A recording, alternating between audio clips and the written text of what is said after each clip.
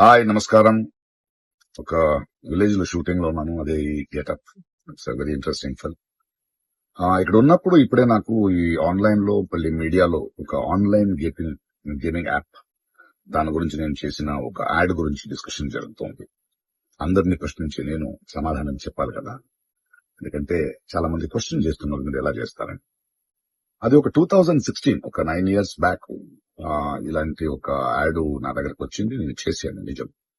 ఆ తర్వాత కొన్ని నెలల్లోనే అది తప్పని నాకు అర్థమైంది. వాళ్ళు మళ్ళీ 2017 లో దాన్ని ఎక్స్టెండ్ చేస్తానంటే, లేదండి ఇది తప్పు, తెలియక చేసేసాను, బట్ చేసేసాను కాబట్టి అగ్రిమెంట్, మీరు దాన్ని రిలే చేసి తీరాలి, బట్ 2017 నుంచి మీరు వాడకూడదు, నేను రాను అని చెప్పేసి. దాని తర్వాత అలాంటి ఏ గేమింగ్ యాప్స్ నేను చేయలేదు.